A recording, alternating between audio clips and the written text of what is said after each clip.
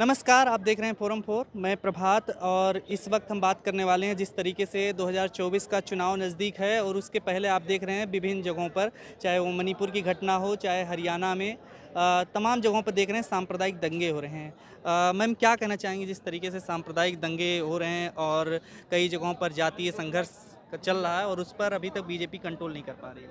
देखिए, कंट्रोल तो उन्हें करना भी नहीं है और सांप्रदायिक दंगे नहीं है ये एक-एक आदमी का अपना-अपना मिशन चल रहा है। जो नफ़रत आप टीवी पे लगातार देख रहे थे, जिस तरह की आप हिंदू मुसलमान ये बढ़ जाएंगे तो ये हो जाएगा, वो हो जाएंगे। आपके बच्चों के आधे हक मार रखे हैं। पाकिस्तान ने ये किया, अलाउद्दीन खिलजी ने क्या किया, अकबर ने क्या किया, औरंगज़ेब, बहादुर जफ़र तक को कब्रों से गाड़-गाड़ के गड़े हुए लोगों को जो निकाल के लाए ना, उनका एजेंडा यही था। और आज जो हो रहा है, जिस तरह से लोग पर्सनल हेट्रेड निकाल रहे हैं, जो आरपीएफ के जवान ने ट्रेन में किया, 4 लोगों को एक उन्हीं का साथी था और 3 मुसलमान उसने मारे हैं। तो वो हेट्रेड है। और वो हेट्रेड क्यों है? उसके हेट्रेड का बड़ा सीधा सिंपल सा फंडा है कि आप किसी भी संघी भाजपाई को या किसी भी संघी भाजपाई नेता से अगर आप बात करने लगते हैं, वहाँ गाली गलौज पे बात खत्म हो जाती है, संवाद नहीं होता। जहाँ डायलॉग नहीं है, एक दूसरे की बात को सुनने का पेशेंस नहीं है, वहाँ आराम से आप ये दंगे करा सकते हैं। आप कुछ भी लेमन है। कल जो वो नूह में मेवात में जो हुआ है, वहाँ पे भी पुलिस खड़ी है। मणिपुर में भी औरतों को नंगा घुमाया जा रहा है, उनकी परेड कराई जा रही है, वहाँ पुलिस खड़ी है। यहाँ कल नूह में जो हुआ है, वहाँ पे भी पुलिस खड़ी है। पुलिस हर जगह खड़ी रहती है, ठीक है। आपकी सेवा में सदैव तत्पर जो है ना, वो जो मुझे लगता है कि आजकल एजेंडा ये है कि जो दंगाई हैं, जो विघटनकारी हैं, जिनमें नफरत है, जो बहुत हिंदू मुसलमान करते हैं, किसी को गाली बक सकते हैं, ऐसे सभी लोगों का जो है ना सुनवाई है आजकल। उसके अलावा किसी के बारे में कोई कुछ सुनना नहीं चाहता, कोई बात नहीं करना चाहता। विकास की बात नहीं होती, एजुकेशन की बात नहीं होती। मुद्दे जो है ना, अब मुझे लगता है हमारे नेता भी जब इनके बारे में बोलते हैं ना, दूसरे विपक्ष के नेता जब बोलते हैं, तो मुझे लगता है कि इनको कुछ और कहना चाहिए, क्योंकि जनता सुनना ही नहीं चाहती। जनता को कोई मतलब नहीं है कि आपको उनके पास विकास है या नहीं है। जनता को कोई मतलब नहीं है कि बेरोजगारी है। जनता को कोई मतलब नहीं है कि दो औरतें तो आपने देखी हैं, 2 औरतें आपने देखी हैं। कुछ घंटे कुछ मिनट का वो वीडियो है। 80 दिन मणिपुर जला है। आप इमेजिन कर सकते हैं? सबसे सेफ टारगेट बच्चे और महिलाएं ही होते हैं, और महिलाओं को बेइज्जत कर देना, महिलाओं को निर्वस्त्र कर देना और ये इस तरह से उनका परेड कराना, ये कल्चर होता जा रहा है हिंदुस्तान का। यत्र नार्यस्तु पूज्यन्ते रमन्ते तत्र देवता कह के हम बस कंजक कर देते हैं, सारी देवियों के दर्शन कराते हैं और घर आते ही भूल जाते हैं। इस भीड़ में न जाने कितने थे जिनकी बेटियां होंगी, जिन्होंने घर जाके अपनी माँ को भी बताया होगा कि हम ये दंगे करके आ रहे हैं। शायद ये ना बताया हो कि हम क्या करके आ रहे हैं, लेकिन जो वो करके आए हैं, अगर उनके परिवारों ने उनकी शक्लें देखी हैं और आज भी कुकी मैती इन सब के चक्कर में पड़ के अपने ही लोगों का समर्थन कर रहे हैं, तो दूसरे जगह के लोग भी जो हैं, जो दूसरी कम्युनिटी के लोग हैं, वो आपकी कम्युनिटी की महिलाओं के साथ करेंगे। तो ये तो चलता रहेगा। हेट्रेड पे कंट्रोल करना इनका काम नहीं है। मोदी है तो मुमकिन है का मतलब पता है क्या है? मोदी है तो मुमकिन है का मतलब ये है कि विघटनकारी ताकतें दंगा करती रहेंगी, हम नहीं देखेंगे, क्योंकि मोदी है तो यही मुमकिन है। मुमकिन उन्होंने ये बनाया है कि हर गधा घोड़ा, हर टॉम डिक हैरी जो है आज की डेट में, वो एक लड़के के पीछे मुस्लिम लड़की बुर्के में बैठ के जा रही है तो आपने उसे रोक लिया, तुम्हारी दोस्ती कैसे हो सकती है? कहीं बच्चे खाना खा रहे हैं, वहाँ आपने रोक दिया, तुम नॉनवेज कैसे खा रहे हो? हर आदमी न्यायालय बना घूम रहा है, हर आदमी अपने आप में जज है। और जब सुप्रीम कोर्ट के जज जब खड़े होके सुप्रीम कोर्ट के जज जो हैं, पूरी बेंच जब खड़े होकर ये कहती है कि देश में लोकतंत्र मर रहा है, तब लोग नहीं सुनते। लेकिन वो उन्हें ऐसे लोगों का समझ में आ जाता है जहाँ इस तरह से भीड़ जो है, कल नूह में जो किया है उसमें आप देख ही रहे, हाथ में हथियार है, कैसे निकाल के ले आए। मैं कहीं भी जा रही हूँ, मेरे बैग में तो सेफ्टी पिन भी चेक हो रही है, पर आपको बड़े बड़े हथियार नहीं दिखते, आपको तलवारें नहीं दिखती, आपको चाकू नहीं, आपको गन नहीं दिख रही है।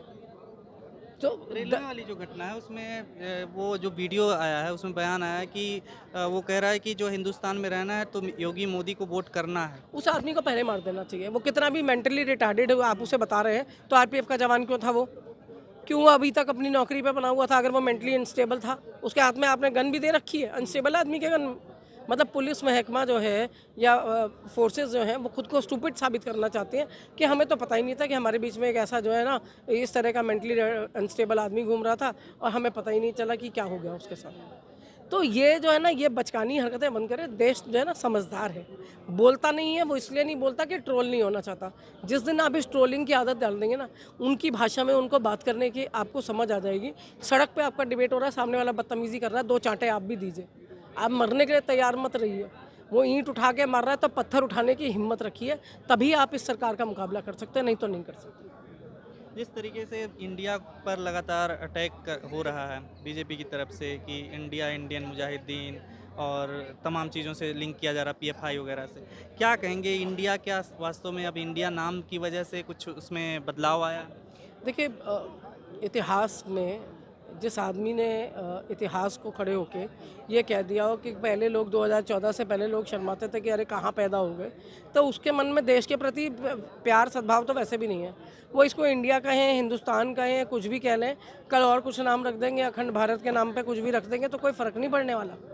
बात सीधी सी ये है कि जिसके मन में अगर वही विचारधारा होती इंडिया वाली, ठीक है, जीतेगा इंडिया, स्टार्टअप इंडिया और पता नहीं क्या क्या इंडिया इन्होंने लगा रखा है, डिजिटल इंडिया, सब जगह इंडिया लगा है। आज जब आपकी विपक्षी पार्टियों ने ये नाम रख लिया तो आपको इस नाम से नफरत हो गई है। कुछ अच्छा करें, कुछ बड़ा करें, कुछ उससे कोई लकीर खींचता है, प्यार की, मोहब्बत की दुकान खोल रहा है, तो आप भी कम से कम एक झप्पी तो दे ही सकते हैं। एक अच्छी बात तो कह सकते हैं कि एक वर्ड को आदमी पकड़ ले कि मोदी जी ने ये कहा था, तो वो आप दिल जीतना जानते नहीं हैं।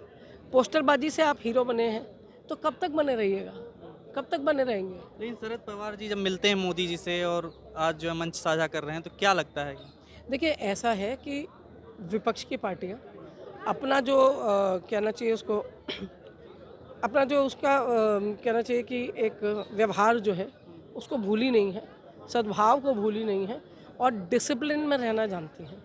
ठीक है, उन्हें पता है कि किस पद की क्या गरिमा है। उस व्यक्ति की गरिमा तो जो 2 कड़ी ही नहीं है, लेकिन उस पद की गरिमा है, उस कुर्सी की गरिमा है जहाँ वो बैठा है। और उससे पहले बहुत बड़े बड़े हीरे बैठ के गए और इसके बाद भी बड़े बड़े हीरे बैठेंगे। लेकिन जिस तरह का राजनीति ये कर रहे हैं ना, तो ये कभी एक टाइम आएगा जब काले अक्षरों से ये टाइम भी लिखा जाएगा जब नरेंद्र मोदी प्रधानमंत्री थे। राहुल गांधी को लेकर सुनवाई होने वाली है सुप्रीम कोर्ट में, तो उससे पहले पूर्णेश मोदी ने जवाब भी दाखिल किया है कि इनकी याचिका खारिज कर दी जाए क्योंकि राहुल गांधी अनुशासन में नहीं रहते, उन्होंने माफ़ी नहीं मांगी पहले। तो इस तरीके किससे माफ़ी मांगनी है?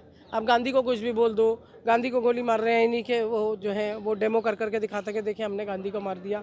इस तरह की हरकतें करते हैं। अपने अपने कार्यकर्ताओं के अगेंस्ट जो है ये पार्टी कोई एक्शन लेती है, कुछ कहती है? नहीं कहती ना।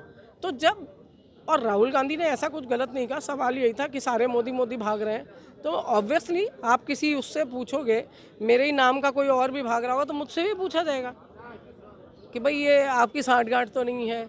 मतलब राजनीतिक उसमें भी अगर दो लोग एक ही उसके आते हैं कम्युनिटी से, तो लोगों को लगता है कि इसके साथ वाले को इसने बढ़ा दिया होगा या इसके साथ वाले को इसने बढ़ा दिया होगा। तो वो एक फौरी बात थी, कोई इतनी बड़ी बात नहीं कहती थी। पर जिस तरह से नेहरू का अपमान किया कि नेहरू का नाम क्यों नहीं लगाते, ये कहा था ना मोदी जी ने, मोदी ने सॉरी बोला। देश के सर्वप्रथम प्रधानमंत्री, देश का वो प्रधानमंत्री जिसने 13 साल जेल में काटे हैं, जिसने 17 साल का ऐसा गवर्नेंस दिया कि आज तक आप उसका बोया काट रहे हैं, ठीक है, उसके बाद जो है आप उसी को कोसेंगे, उसके नाम का अपमान करेंगे। नहीं लगाती बेटियां अपने पिता का नाम उसके बाद में। तो अगर नहीं लगाया अगर इंदिरा जी ने, तो कोई गलत बात नहीं की। पहले आपको उनके पति से ऑब्जेक्शन है, अब उन्होंने पति का नाम लगा दिया, आपको उस पर भी ऑब्जेक्शन है। तो लेगेसी जीती है, नाम नहीं जीते हैं, लेगेसी जीती है। तो नेहरू अपने आप में एक लेगेसी है। मैं आज लगाना चाहूँ आज लगा लूँ, क्योंकि मैं उनके विचारों में बिलीव करती हूँ, ठीक है। पर मेरे नेहरू लगाने से सिर्फ यही नहीं होने वाला है कि मैं एक पार्टी आइडियोलॉजी को बिलीव करती हूँ इसलिए नेहरू लगा लूँ, नहीं। नेहरू का नाम जो है वो जीता इसलिए है क्योंकि नेहरू थे, जवाहरलाल क्या नेहरू लोग थे। अब समझने लग गए हैं 2024 के पहले जिस तरीके से मीडिया में और सारी खबरों पे जिस तरीके से चलाए जा रहे हैं, चाहे मणिपुर की घटना हो, चाहे नूह की हो, चाहे रेलवे वाली घटना हो, क्या अब लग रहा है कि जनता भी कुछ समझ रही है, 2024 में बदलाव हो? देखिए, जनता कितना भी समझ ले, जब तक हमारा चुनाव आयोग नहीं समझेगा कुछ नहीं होगा। मैं लगातार कहती हूँ ईवीएम से करा लें, बैलेट पेपर से करा लें, कहीं से भी करा लें, चुनाव आयोग ईमानदार कर लें। आपके यहाँ बेटर इलेक्शन तो 2019 का ही था, 2019 में भी ये नहीं आते, पर आपने उस टाइम ईमानदारी नहीं दिखाई। तो अब की बार जो हो रहा है, अगर जरा सी भी शर्मिंदगी है चुनाव आयोग को कि ऐसी सरकार है, तो चुनाव आयोग को इस बात पर ध्यान देना चाहिए। कि अगली बार जो इलेक्शन हो वो बड़ी ईमानदारी से हो। खबरों में बने रहने के लिए फोरम 4 को सब्सक्राइब करें और नोटिफिकेशन पाने के लिए बेल आइकन दबाएं।